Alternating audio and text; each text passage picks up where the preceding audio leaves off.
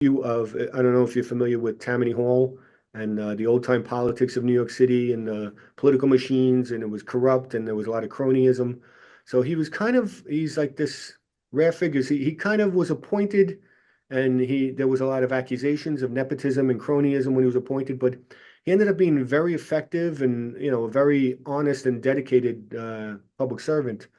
And made himself pretty much the nationwide foremost authority on fire safety, and he was very forward thinking in a lot of ways. He knew that buildings kept getting taller and taller in this period. From the late 1800s and the early 1900s, buildings were getting taller, and they were outpacing the technology of the fire engine pumpers and the height of the ladders, and most significantly, the water pressure. He knew.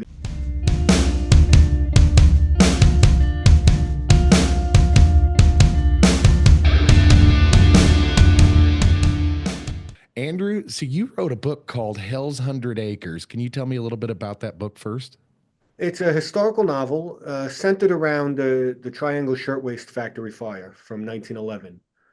For anyone who doesn't know what that is, it's unfortunately become a very famous event in New York City, a tragedy. 146 people died, and as a result, a lot of workplace safety rules changed afterwards because the workers were basically trapped in a 10-story building, and the fire happened on the eighth and ninth floor, and they were trapped above the fire. So uh, a lot of the deaths were caused by people forced to jump out windows because of the conditions. So it was a very newsworthy event at the time, and a lot of workplace safety rules that we have in place now come from that time. Man, that's pretty wild. So you're a New York firefighter, right? Or a retired New York firefighter? Yes, I retired last year, so I served with the FDNY for 25 years. Yeah. Wow, 25 years. So that means you were a firefighter in 2001. Yes. Yeah. Thank you for your service, man. It's Thank you. uh it's greatly appreciated. 9/11 was a turbulent time, and it was a very uh, how do you say, it was a very for a lack of a better term, it was really kind of helped shape me into being an adult. At that time I was 16, 17 years old at that time, and it was rough, the morning of September 11th, but September 12th, 13th, 14th, uh, those are the days I remember, and I'm sure you remember those days as well, being you know, at the 9/11 site, and having a bunch of your friends and colleagues, family members affected directly. Can you tell me a little bit about that and Yeah, I and mean, how? in a lot of ways, in some ways it seems like a blur, and in some ways, certain details are just burned into your memory, and it's certainly for a firefighter, but I think all New Yorkers and all Americans, it's a very, as you said, a defining moment. In some ways, that's what attracted me to the story of the Triangle Fire, because the firefighters who were at that fire, that was the event that they took with them their entire lives. They told their grandchildren about it. So for people like us, 9/11 is certainly one of those moments where when you look back, you think of things, well, that was before 9/11 or that was after 9/11. It's like that dividing line in your memory. Yeah, I got goosebumps, man. That's right. We do think of things in terms of especially like flying on an airplane. I never flew on an airplane prior to 2001. My first time being on an airplane was 2020, maybe 2021. But that was my first time on an airplane, and I had to go through TSA. I had to do, security checks Oh and yeah, stuff like it's a that. completely different experience. I mean, I remember being running late for flights prior to 9/11, and the ticket agents just, being nice, and like they just cross out your flight number with a pencil and give you a new one, and you just run down to the other gate and basically get on. The security was, completely different. You did go through a metal detector, but it was nothing like, what they had now, and as far as the whole experience was just much more relaxed. So Yeah. Yeah. And you know, when I was a kid, there was a movie called Backdraft. You yeah, remember that movie? yeah. It's about the about fire, obviously, and the Chicago Fire Department, which is one of the oldest departments in the United States. Um, and I was so enthralled with that movie. I loved the movie. I loved the characters. Um, and the main character of the movie was fire. Um, is that an accurate? Is that movie an accurate representation of what It's firefighting is always the like? go-to one. It's probably the most famous firefighting movie, so people always ask about it, and the special effects are, eye-catching and all. The way I describe that movie is all of the fire scenes and everything to do with fire is total Hollywood, completely unbelievable, not realistic. What the movie did get right, I feel, is the camaraderie in the firehouse and the environment and the traditions of feeling, belonging to a firehouse and stuff like that. I thought the movie did a good job with that stuff. Yeah. Yeah, that's awesome. I like one of my favorite movies growing up. I still watch it all the time. So what made you what talk to us a little bit about the book again. What made you want to write a book when you retired? Well, I've been writing books for a number of years. My first historical novel came out in 2012.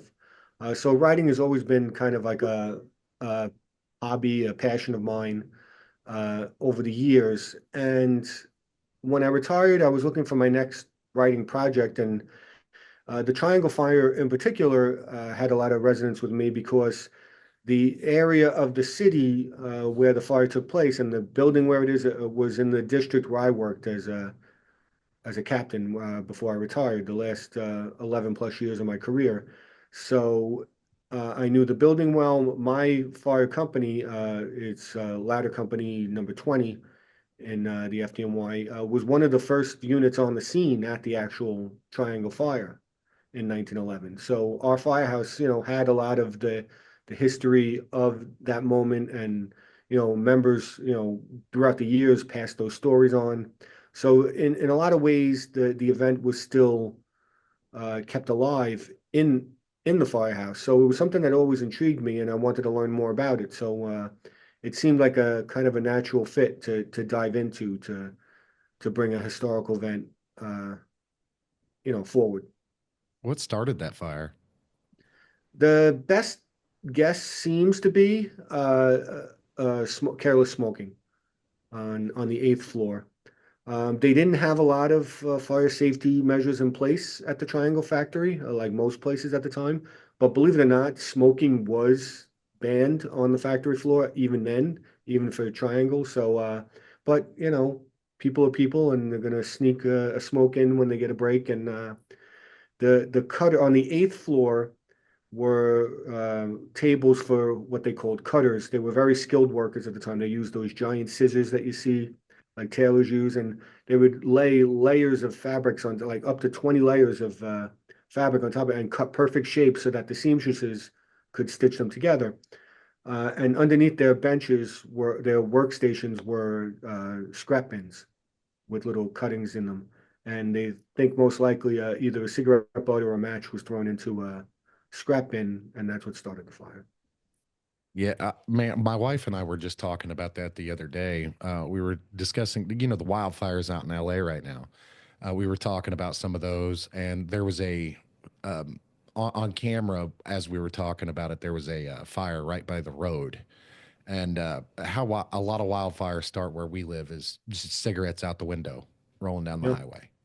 And we were discussing that, and I was like, it's pretty wild how we have these red flag warnings and we have wind warnings, and people know, hey, it's really dry here. We haven't had any precipitation to speak of really, and they still put the cigarettes out the windows. And I'm a smoker. I smoke cigarettes. I smoke outside. But in red flag weather, I know, don't flick your butts out the window because it'll right. start a fire, I know. and And you'd figure a lot of common sense would play into that at that time, and somebody wouldn't flick a cigarette out on the floor and cause a huge issue, especially like in a giant factory. Right. And that's like an example sometimes where, and it's not an excuse, but where like the regulations might have worked against them because had they been allowed to smoke, this individual probably would have just smoked and put the cigarette butt, and not worried about it. But trying to hide it, he probably threw it in the bin or something, and and caused it and caused the fire. How long does it take for um, 20 years ago, how long did it take for a cigarette to cause a fire? I guess it all depends on the materials it comes into contact with. These particular scrappings, they were like light material, silk, and stuff like that. They were very flammable. And so it didn't take long. Most witness reports say this fire grew quickly. It overtook the eighth floor very fast. They had buckets of water. Every so many feet, they had a bucket of water kept. They didn't really have fire extinguishers at the time per se, but they would keep buckets of water handy. And the manager on the eighth floor threw a number of buckets of water on this burning bin, but the fire had already progressed past the point where a bucket of water would extinguish it. So it moved pretty quickly. And also working against them on the eighth floor was they had um, like prototypes and of the materials in like these little tin rods, so that it would hanging from the ceiling, so they would be, like molds, so the cutters could copy them. So over each desk were a number of these prototype little displays of very light material. So once the fire started burning, it just flew across the ceiling basically because of these molds hanging down. And that had to be terrifying, especially for the workers. Yeah. So, have you fought any fires like that?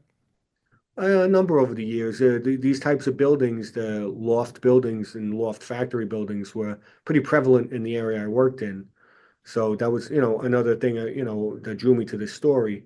It's definitely a unique situation, fire in the loft buildings compared to tenement buildings, compared to private dwelling houses, or compared to even modern high-rise apartment buildings. It's a completely different set of circumstances you're dealing with and completely different tactics. Now, a You lot know, of people don't realize how big these buildings are. yeah. When where I live, we're pretty spread out. It's 40 square miles, 75,000 people, give or take, over 40 square miles. So it's pretty spread out where I live, and it's not. So when we have buildings here, I think 10, 15 stories is as tall as we go around here. And I'm near Kansas City. So if you can imagine how small Kansas City is compared to even just like Manhattan, um, our buildings aren't as tall, and we're pretty spread out. Whereas in cities like New York, instead of going out, they go up. And so when you have fires, like the fire, the Triangle Fire that started out on the eighth floor, it's working down and it's working up. So you got a lot of stuff to do there, and it's dangerous. It's hot. It's smoky. It's wow. I can't even imagine what that would be like, and like yourself doing that every day. What It was was that it was like? definitely a new world from a firefighting point of view. The chief of department at the time, a man named Edward Croker, is a very interesting character who I highlight in the book quite a bit because he's very interesting. He was the nephew of, I don't know if you're familiar with Tammany Hall and the old time politics of New York City and the political machines, and it was corrupt and there was a lot of cronyism. So he's like this rare figure. He kind of was appointed, and there was a lot of accusations of nepotism and cronyism when he was appointed, but he ended up being very effective and a very honest and dedicated public servant. And he made himself pretty much the nationwide foremost authority on fire safety. And he was very forward thinking in a lot of ways. He knew that buildings kept getting taller and taller in this period. From the late 1800s and the early 1900s, buildings were getting taller. and they were outpacing the technology of the fire engine pumpers and the height of the ladders, and most significantly, the water pressure. He knew that the city water mains were not uh, did not have enough pressure to supply water to the upper floors because you're fighting against gravity to supply water on even in a regular hose line. To go up more than a couple of flights, you need, extra pressure in the hose. So he was at one thing he was successful with was getting in the first decade of the 20th century, he had the city install a high pressure water main across lower Manhattan in the Law Factory district. Because at that time, most of the high rise buildings in the city were in this area. And he had a special high pressure water main with special high pressure hydrants built in this area to supply water for upper floors of these buildings. So he wasn't successful in a lot of other things. He was fighting an uphill battle. He wanted sprinklers in factories, and he was repeatedly shot down on that. He wanted fire inspectors to make sure that there were safe conditions, and he always had resistance on that front. But he did get the high pressure water main, and one of the interesting facts about the Triangle Fire. It was completely terrible, and the fire moved so fast, and people were trapped and faced with terrible conditions and had to jump, and there was no way out. One thing that didn't go wrong, at least from a firefighting point of view, was water pressure. They had water on the fire fairly quickly, and the fire went out pretty quickly. It was a large amount of fire, but the firefighters were able to extinguish it because they had good water pressure. I think the entire fire, from receipt of the alarm from the fire dispatchers to extinguishment, was less than 18 minutes. So it's for that time it was very quick. It was too late for too many people, obviously, because of where they were trapped, and but that wasn't an issue. And had Edward Croker been listened to earlier, I think many more lives could have been saved. Yeah, that's it sucks when that happens. I think it happens a lot actually. Bureaucracy kind of gets in the way of a lot of things, and but without that bureaucracy, we'd all be running around doing whatever we want. So Right. There's always a I balance. exactly. There is a big balance there. It's a big balancing act that, especially right now, we're having a little bit of trouble with balancing, rules and regulations versus making money. Essentially, I know that right now in New York, one of the things going on is uh, restaurants and the fires that they have, you know, charbroiling burgers, I think is what it was, charbroiling food um, over a certain poundage per year, I think is what it was.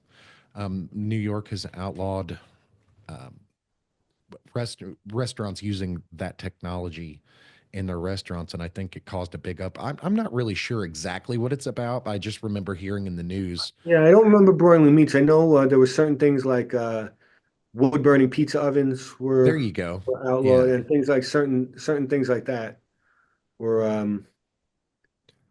and then there was some pushback from the restaurants and stuff, which is a lot of facets to this. So, are gas burning pizza ovens better for the environment? Who knows?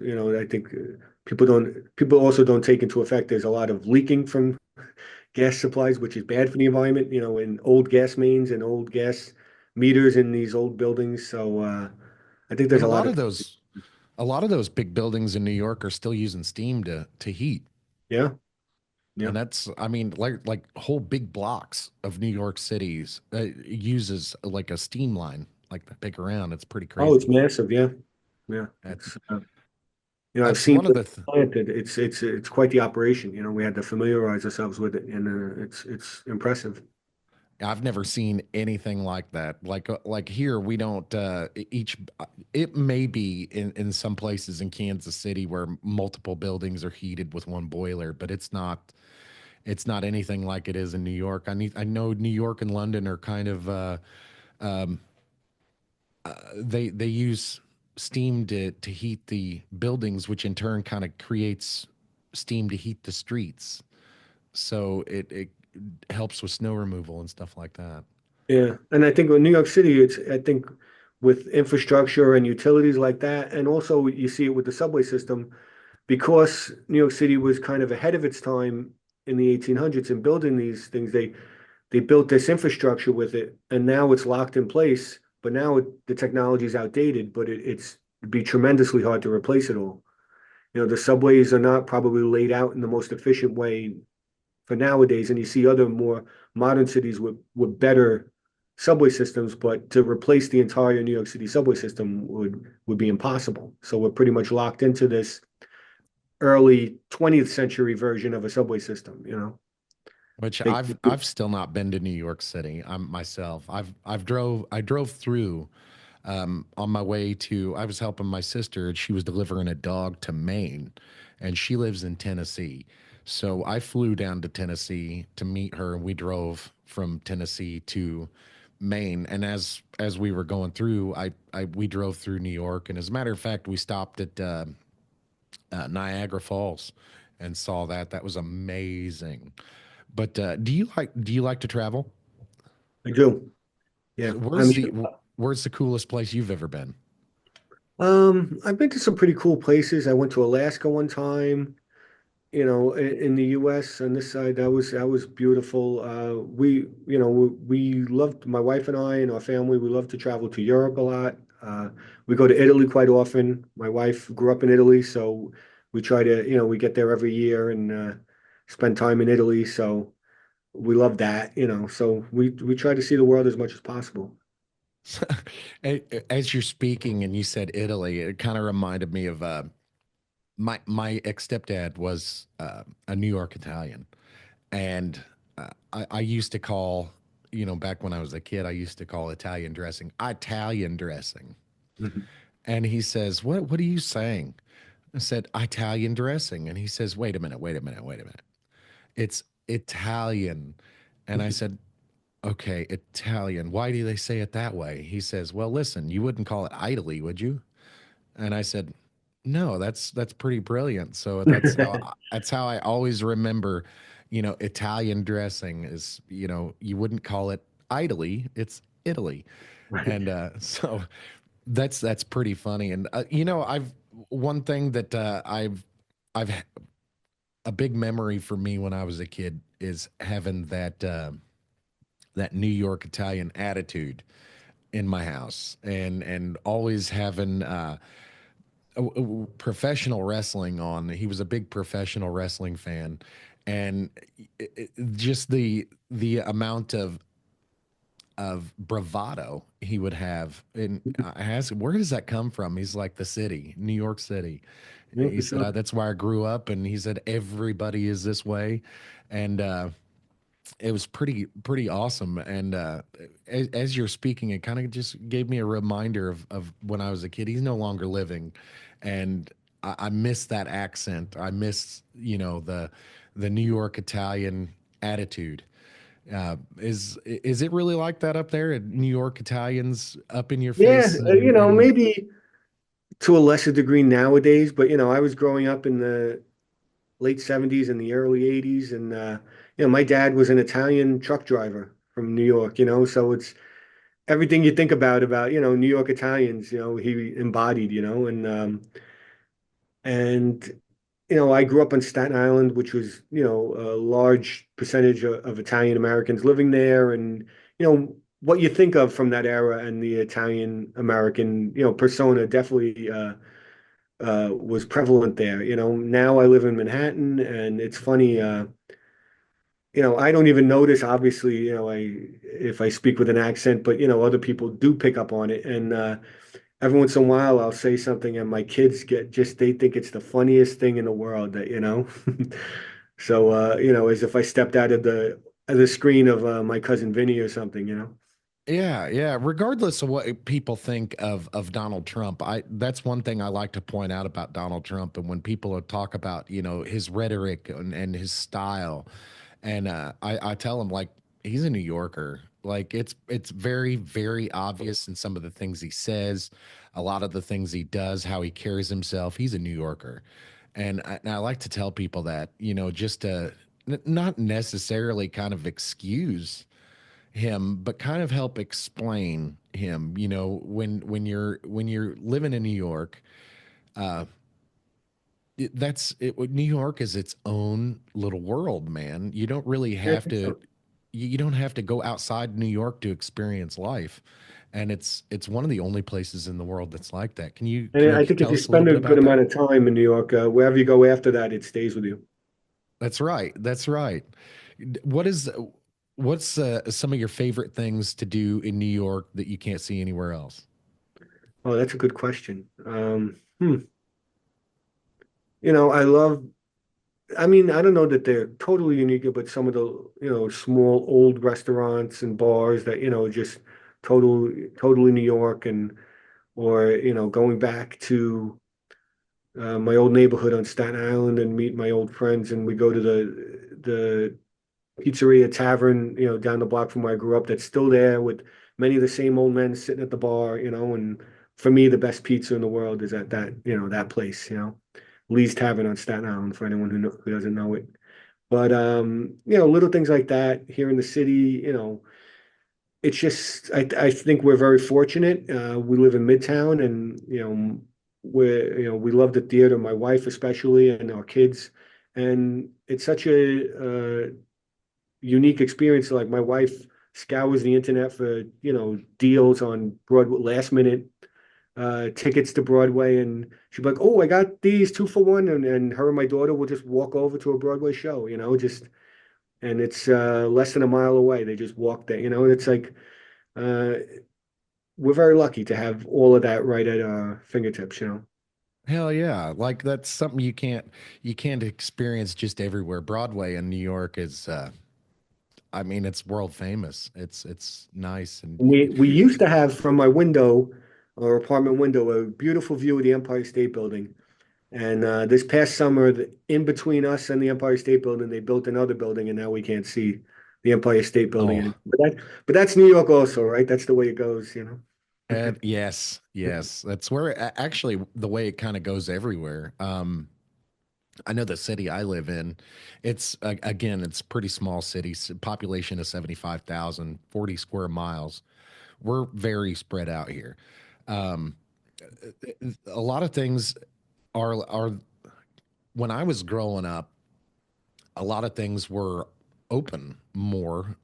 We had more businesses, it felt like more mom and pop type businesses. But the the more things change, the more they stay the same.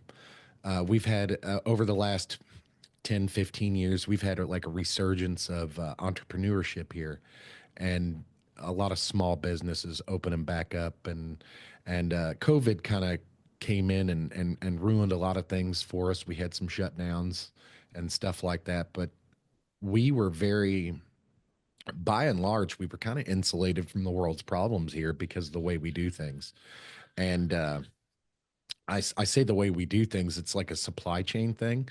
Um, how the businesses around here handled that was instead of not buying things because it was too expensive within their supply chain, they would go outside of their supply chain, raise the prices if they have to, but they always got the goods. And for 2 years between 2020 and 2022, we really couldn't tell anything was going on here except for the businesses that had to close, like the restaurants and stuff like that. Right, right. And what You was know, it I like in New York? as far as with the COVID era, obviously, I think much of the same restaurants and bars and stores closed up. Manhattan, I would go to work sometimes, and Lower Manhattan was like a ghost town. It was weird, in the early days. Um, but I think for the most part, anyone that's, some, I guess, businesses just didn't make it, but you know, a lot of them are coming back now. There's still some empty storefronts around in Manhattan. Like you're saying, I grew up kind of similar. I grew up on Staten Island, which is, it's part of New York City, but it has a small town feel in a lot of ways. And each neighborhood had like, usually centered around the train stop. There would be like a little row of stores and mom and pop shops, like you said, a little, usually a bagel store or a little deli, or, a little pizza shop or a dry cleaner, always something like that. And people would definitely would uh, would shop there. And I think in the once the internet and bigger corporations came along, in a lot of ways, those small shops were put out of business. But what's funny, it's not necessarily the same types of businesses, but I think in the last 10 years, you've seen a resurgence of small little, locally owned storefront businesses. And it's like the internet and corporations, in some ways killed the mom and pop shop. But now businesses that move into these little stores, in some ways, small time entrepreneurs, they found a new model of the reason why they're able to stay in business. Maybe they don't get the walk by traffic or that businesses used to get, but they can ship to anywhere in the world and they can get supplies from anywhere in the world with the click of a button. So, they've kind of found a new way of, you can open a little wine store and you could ship your wine from New York to Oregon and back. You don't have to have all your customers living in your neighborhood. So in some Yeah, ways that where the internet made the world smaller. In my opinion, is supply chain stuff like that, and the fact that if I really wanted a New York pizza, I could order one right now and have it mailed to me, and that's pretty awesome. As a matter of, we were talking, you said bagels, and man, there's so much good food in New York, and I only know this because of the people that I know that have been there, the people that I know that are from there, my friends, family. I've never actually personally gotten to eat food in New York. One of the things I want to try is bagels in New York and New bagels York here are the best. pizza. I mean, we went to Montreal a few years ago, and Montreal is a beautiful city. My wife and I, we loved it, and the food there was great in every way. But we did a walking food tour one morning, and every stop along the way, save some room for the bagels. The bagels here you're gonna love. You're gonna love our bagels. You're gonna love our bagels. We're like, all right, guess we're gonna try Montreal bagels. And we got there, and we were like, you guys don't know what bagels are, man. I'm really sorry. All the other food was great.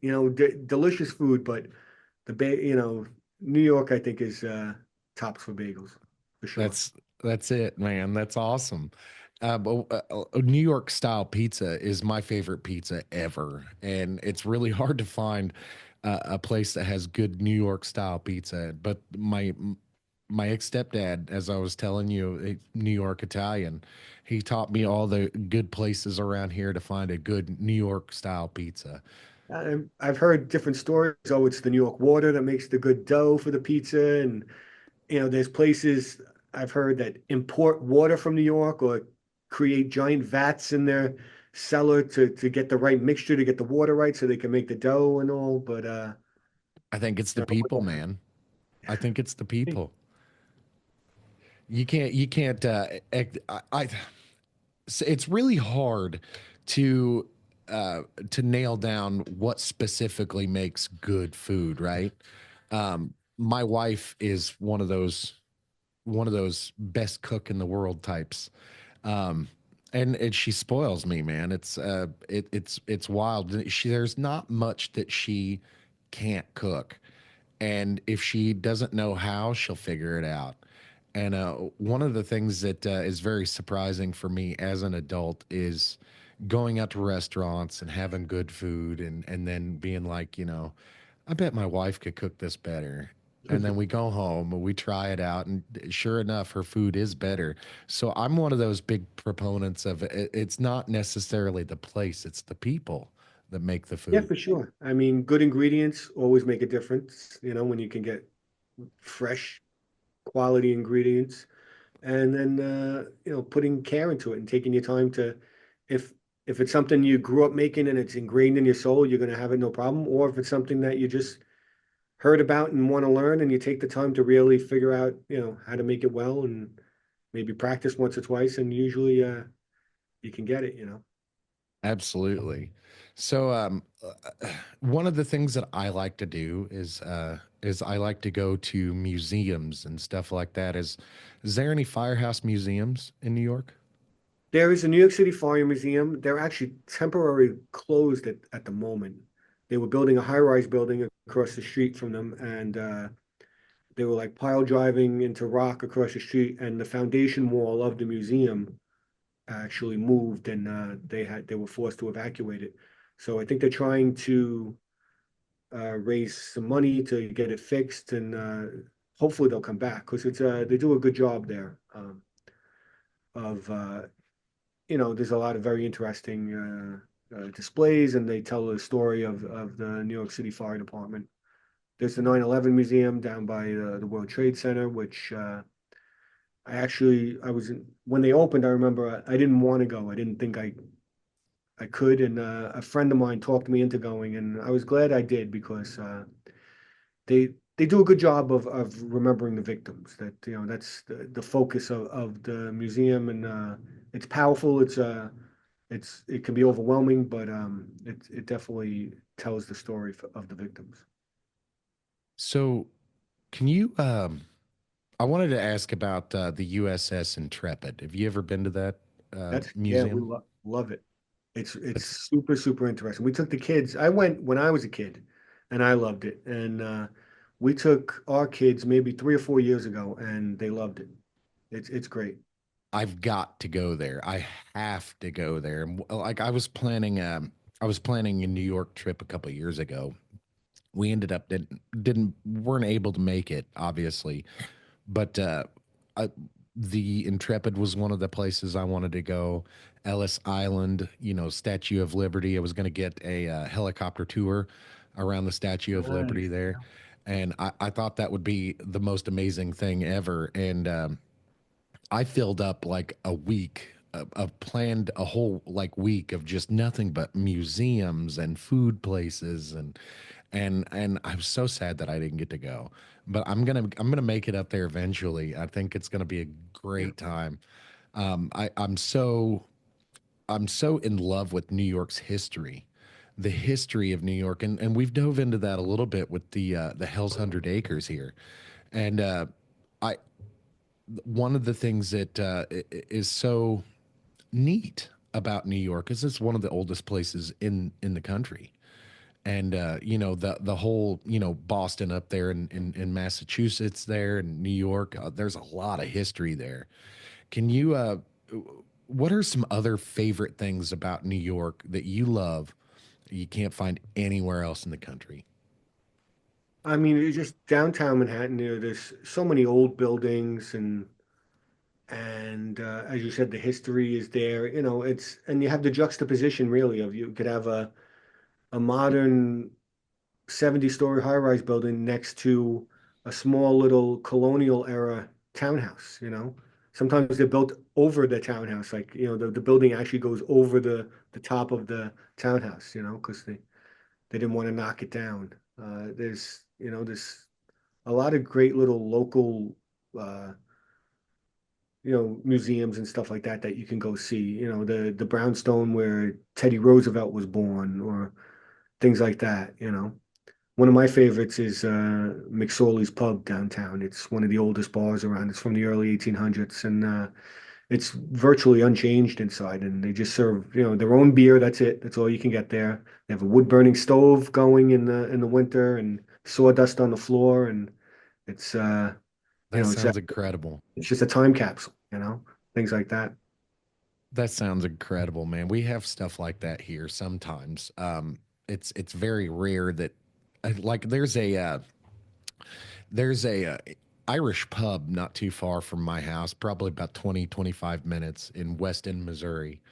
I've never seen the place, never been there before, and it's like I said, it's about 20 minutes from my house.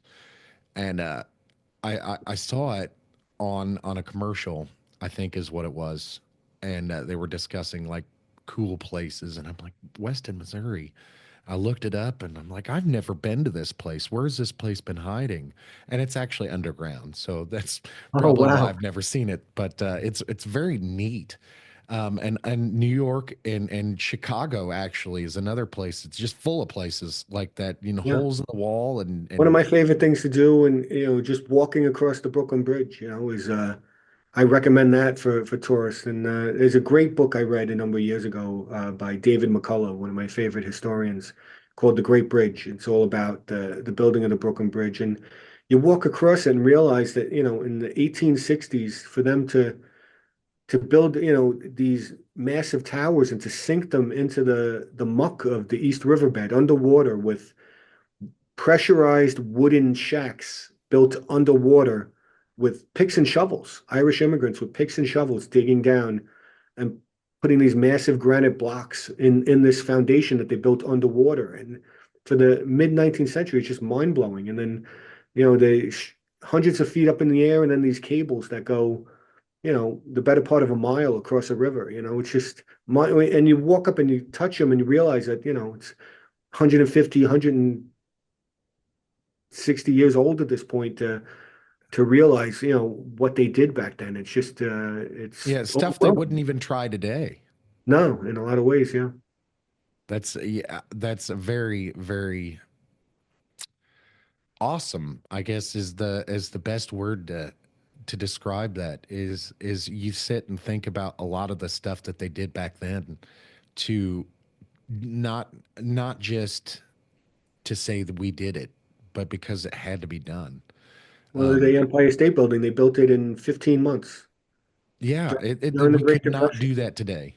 No, the building on the corner by my house is, it took them 8 years to build. They had scaffolding in front of it and, permits and shutdowns and, but the Empire State Building, 15 months. That's incredible, incredible, and a lot of a lot of New York took shape in the 80s and 90s, and the people that were around to see that through, that incredible people who had vision and foresight and like this is going to be big someday, and they just went out and they did it, and we can't do those things right now even, and it's amazing how if just think about it. Like, can you talk a little bit more about the shacks that they built under the pressurized shacks that they built underwater? Yeah, I mean, I've read up on them because I'm super interested. I wouldn't claim to be an expert, but they called caissons. They would basically, if I remember correctly, they would bring a wooden like barge out to the right spot and figure it out, and then start stacking stones and gravel on top of it to sink it to the floor, and it would be hollow underneath, built almost like an upside down bathtub, and then rest on the riverbed. And then they had tubes, and hoses from the surface of the river of pumping air down into to pressurize the air to keep water from leaking in and to make it, tenable for workers. And I use the word very loosely, tenable for workers, the phrase. But and they would go down in an elevator and step out, and they were in this little pressurized little air pocket on the riverbed floor. And literally with picks and shovels, they would dig down, and then they would send wheelbarrows of the material back up the elevators, and they would keep digging. And as they kept digging, they would put more blocks on top of the barge to sink it down further and further.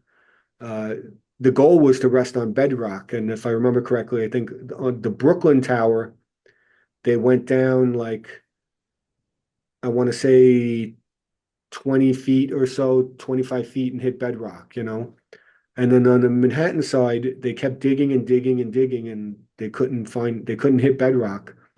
And after I think 75 feet or say, and I could have the numbers wrong, the the the lead engineer at the time had to make a decision. Do we keep digging? How much, workers were dying. They were getting the bends, which was a new disease that they didn't know a lot about. And they decided, screw it. Let's. So the Manhattan Tower is not resting on bedrock. It's just a giant stick in the mud, basically. And That is but it hasn't wild. moved, it hasn't moved in 150 years. So I guess it was fine. And that's 160 years ago. That's wild because I'd never heard those stories before. And Yeah. that's I got to make it up that way, man. That's incredible. So going back to firefighting, you said your career was how long? 25 years. 25 years in the FDNY. Did you Did you suffer any injuries during that time? Some bumps and bruises, some minor burns. I was fortunate. I was never really seriously injured, maybe a couple of close calls over the years, but I was lucky. Do you have any friends that got injured or really bad accidents? Yeah, I guess anyone who, I mean, other than obviously 2001. right, on 9/11, five uh, members of my firehouse died on 9/11. So that was, obviously just a huge loss. And then over the years, people in other firehouses, you hear about a fire where a firefighter is killed, or, I've had friends who were seriously injured and collapses, or, it's, I guess, part of the job, unfortunately. We strive to reduce it and make it as safe as possible. And, the professionals who, do it every day, they do a good job of drilling and practicing, trying to be as safe as possible. Everyone takes that seriously, obviously, but sometimes, the worst happens. Yeah, yeah, man. I'm sorry for your loss, and that's it's incredible how the sacrifice that firefighters and police and emergency response, how we don't really think about that until the time comes that we need you guys. And it's thinking back to 2001 and the difficulties that I had in growing up. Um, when 2000 when September 11th, 2001 happened, uh, it was like one of those things that we kind of got to grow up really quick. I'm only 39, so I'm not that old per se, but I was 16, 17 years old when that happened, and it's the the days directly after, the 12th, 13th, 14th, the country was together, Yeah. and I miss those days, brother. I really miss those days, and I know you and your brothers were going through hell at at that time. Going through uh, looking for survivors, looking for help. Looking for uh, the people that didn't survive, even. And I feel incredibly lucky that I was able to experience the 12th in a different light. What was September 12th like for you? I was, you know, I had come off spending pretty much 24 hours straight at the World Trade Center site. I remember taking a quick nap, you know, when I got back to the firehouse, sometime in the morning, like maybe, falling asleep. And then when I woke up, maybe a little after noon, after a few hours, we were in the kitchen of the firehouse talking. And at that point, we had five guys missing from our firehouse, and, nobody knew where they were. So, we had to make decisions. What's the first thing to do? And the first thing we needed to do was to go talk to their families, and just let them know what's going on, and we all kind of split up into teams and went to visit all of the families just to, let them know as little as we did know, at least to let them know, and be a contact for them and start the ball rolling on being a support for them. Probably at that point, we feared the worst. So we didn't, but there was a tiny bit of hope that maybe they were just trapped in a void somewhere, and we would be able to get them. But it obviously wasn't to be. Did you ever catch that movie World Trade Center with Nicolas Cage? Yeah, yeah. That was a good one. And that boy, I'm getting goosebumps here. Just, uh, do you remember September 10th, 2001? Only vaguely, I remember, in the way it works in New York City in the fire department, you're scheduled for, you know, shifts, a number of shifts a week, but everyone trades shifts with each other, and usually there's a work chart. Typically, the person directly opposite you on the work chart lines up perfectly where you're working a day shift while they're working a night shift. So they're usually the logical person that you swap shifts with. You can stack your tours together and do a 24-hour shift or vice versa. So everyone usually partners up with somebody opposite them and they trade and, however they want to align their shift, you have some flexibility. So I remember my work partner, we were looking at our schedules and okay, he was just coming off, he had a week's vacation, he was coming back and he wanted to extend it by a day. And but I was taking college classes at the time. And I think if I remember something like Tuesday and Thursday mornings, I took college classes.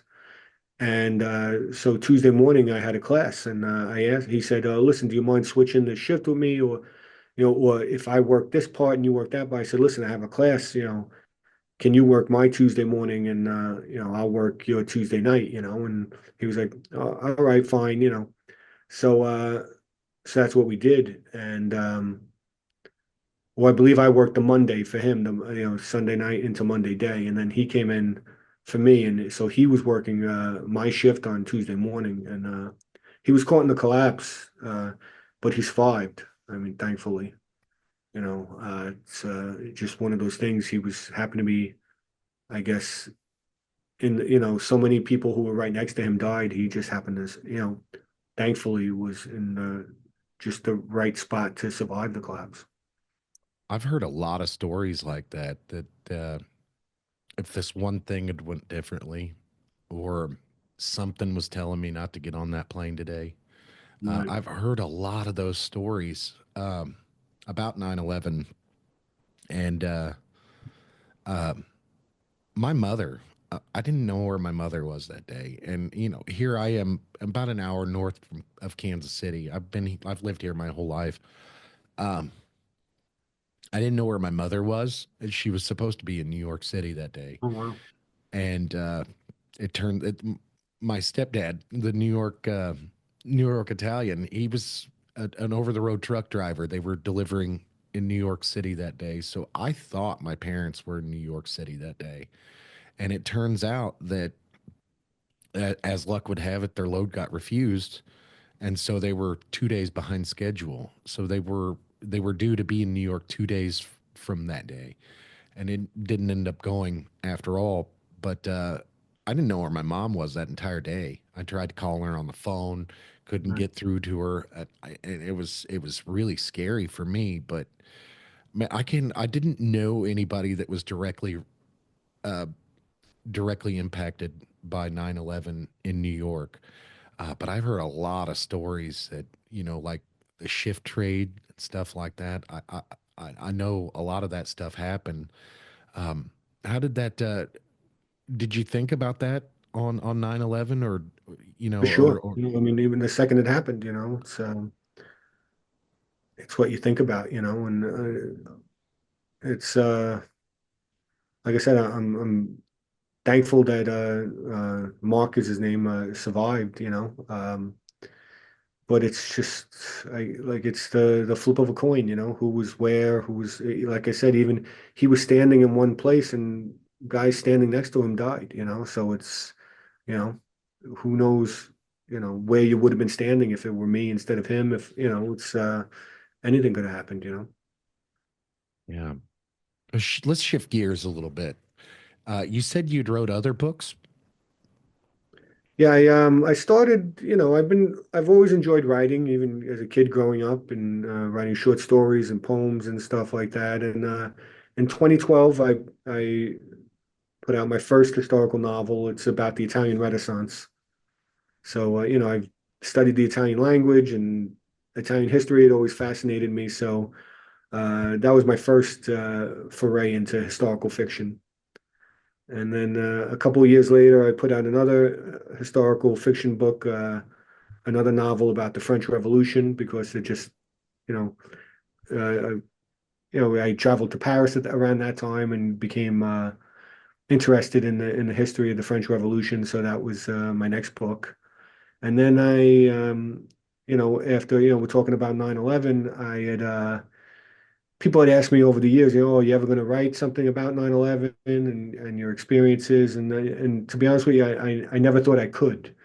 I thought it was something I didn't think I could live in that world again to dive in and to write and to wrap my head around it or be able to put into words, the my feelings or the things I saw and so for a lot of years I didn't. And then it must have been around 2016 or so. I had a thought one day. I was thinking about something about being at the World Trade Center, and I just sat down and I wrote the first chapter. I just pumped it out, and all at once. And I said, all right, I did it. I could do that. Let me try a little more, and I went a little further and then I started doing some research because it ended up being it's part memoir, part investigative history. And I did research, lined up interviews, and over the next year and a half to 2 years, worked on it and kind of made it my life again. And I was able to go back, and in a lot of ways, going back there was, in research and in writing was therapeutic in a lot of ways. It was helped me to move forward, I think, because in some ways I was still stuck in the past, and the book came out in 2018. So that was, my one and only to date nonfiction book that I've put out. So I've been What was the writing name of for. that book? That book was called Finding John. Finding John. It's centered in the opening chapter that I told you about. It's centered around John was a firefighter named John Tipping who later on during the recovery operation and actually in March of 2002, me and a team of firefighters were at the recovery site overnight, and we found the remains of this firefighter, John Tipping. And he's an important part of the story of why I wanted to write this book, and I went from there. Man, that's awesome. And that's actually where I was going is to find out if you were going to write a book about 9/11, but you already did. And man, for that, I can't thank you enough. It's history is very important, and it's very important that we remember where we came from so that we can figure out where we're going. For sure, yeah. And for that, I gotta thank you a million times over for not, you know, don't let those stories die. It's uh it's very important not only for us but for you. Like you said, it's therapeutic and talking about things and reliving those memories as counterintuitive as it sounds. It actually is a big help and a big therapeutic process that a lot of people almost have to go through to make it out the other side. Is there I think anything that that you it's miss? important okay, good, sorry. No, you go ahead.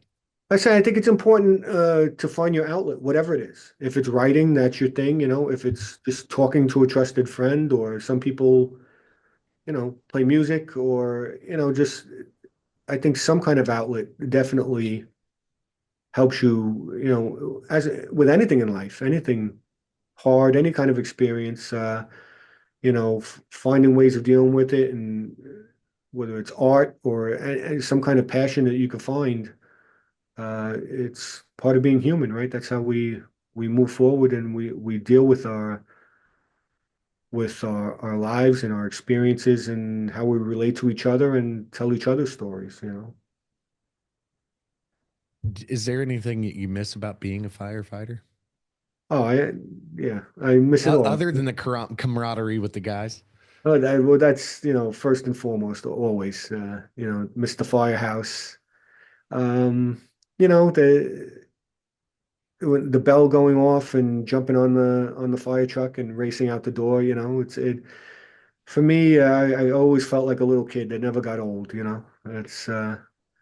was hard to stop doing it. I think Hell the thought yeah. was right, but for a lot of reasons, but it was a difficult decision. It was definitely hard to give it up. Is there anything that you don't miss about being a firefighter? I mean, getting up, you know, in the middle of the night in the freezing cold or the pouring rain and, putting on the heavy gear and climbing up, 8 stories, 8 flights of stairs with, 75 pounds of gear and then getting back to the firehouse and then laying down and then 20 minutes later getting another run and doing it all over again. And, you have nights like that and it's part of the job, but Yeah. it all fades in memory and you remember all the good times. Andrew, last week I had the flu and we had to reschedule our podcast and I could not I lost a whole day last week. I don't remember Wednesday much at all. Um, I couldn't imagine having to go be a firefighter during a day like that, and those are some of the sacrifices that you guys have to do. You have to go and fight fires when I felt like absolute shit that day. Yeah, I mean, obviously, I mean, if you get a serious illness or something, we're allowed to call out sick, but bumps and bruises and little things, it just, it takes a toll on your body for sure, over the years. So, is there like we talked about missing a firefighter, being a firefighter, not missing being a firefighter. Is there any stuff you're allowed, like not allowed, but any stuff that you do now that you couldn't when you were a firefighter because of time constraints or um, Yeah, I'm safety? definitely, holidays with the family were always a crapshoot, it's like maybe this year I'd be working Christmas, maybe next year I'd be off. You always have to, worry about the schedule. Weekends were, most weekends, at least part of it, I was at the firehouse. So if the kids, had a game or a recital or something like that, it's always difficult to try to make everything and work it around your schedule. So that it's definitely gotten easier from that regard. I'm allowed, I'm able to spend more time with the kids with stuff like that. Or if we're, we can work if we want to go on a vacation, we have to worry about my wife's schedule and the kids' school and all, but we don't have to worry about, when I can get off from work or, it's just, eased up things like that and, for sure. So, what are schedules like for firefighters in New York? Is it like 3 days on, 4 days off? Or? But it's a little convoluted. Everyone is scheduled for 4 shifts a week. So, and the way the chart works is you get scheduled for 2 day shifts in a row, which are 9 hours. So, like say Monday day and Tuesday day. Then you get a day off. Then you work two night shifts in a row. So, say Thursday night and Friday night. Then you get 2 days off, and then it starts over again. And it rotates. The days rotate, and then but most people, what they do is, like I said, they'll have somebody opposite them who's, if I'm coming in for a day shift, if I'm working Monday day and Tuesday day, and you're working Monday night and Tuesday night, we'll just switch. So I'll work 24 hours Monday, and then you'll work 24 hours Tuesday, so we'll just do something along those lines, and those are what you're scheduled for. But then there's always, the fire department's a little shorthanded now with personnel. So a lot of times you're getting ordered in on your days off for overtime, which a little bit of overtime can be good, obviously, sometimes, but when it gets to be a lot sometimes, and it wreaks havoc on your schedule and your life and stuff, So it's always changing, It can be flexible at times, but sometimes when they need you, they need you. Absolutely, man. Is there anything about Hell's Hundred Acres, the book you wanted anybody to know other I than just reading it? yeah, I think if I don't know if we said this earlier at the top, Hell's Hundred Acres is the nickname for the neighborhood down there where the majority of the factory lofts are located in Manhattan. They started being built in the late 1800s, mid to late 1800s in across what is today Tribeca, Soho, and the West Village.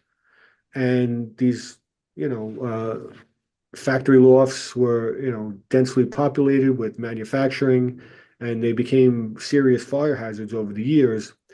By the mid 20th century, a lot of them had been abandoned, and the manufacturing had moved out of town, and they were sitting vacant. And the fire commissioner at the time in the 1950s gave the neighborhood the nickname Hell's 100 Acres because there were a lot of firefighter deaths, a lot of collapses, a lot of devastating fires in that area at the time.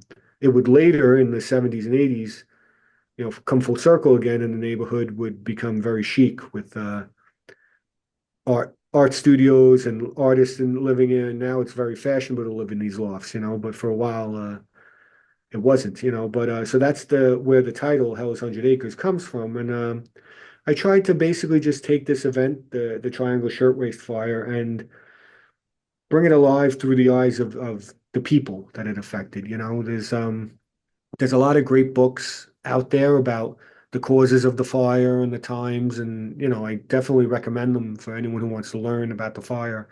So telling a fiction story, I tried to just bring the lives of the people who were affected by it together. I follow, maybe four or five main people what was going on in their lives, what led to this day, and how they were affected by it, and the history of their lives. Many of the victims were, very recent immigrants who had escaped terrible conditions in their old countries, and had whole stories and interesting lives that led up to this moment. And I really wanted to tell their story also. That's awesome. Where can people find this book? You can go to my website, andrewserra.com, wherever, books are sold online, barnesandnoble.com, Amazon, it's available. And that people can find your other books at andrewserra.com. Yeah, yeah. Awesome. Man, I think this is a great place to leave this conversation. This has been a good one. Um, got emotional at times, not nearly as emotional as I tend to get sometimes, but uh, this I really wanted to be about this book in particular and talk about this book. Um, and we can if you're ever in Kansas City, I'd love to have you in studio here. Yeah, that'd be great. That'd be And awesome. when you come to New York, I'll give you some good pizza recommendations. Hell yeah. Hell yeah. I look forward to that, man. Again, that's andrewserra.com. The book is Hell's 100 Acres.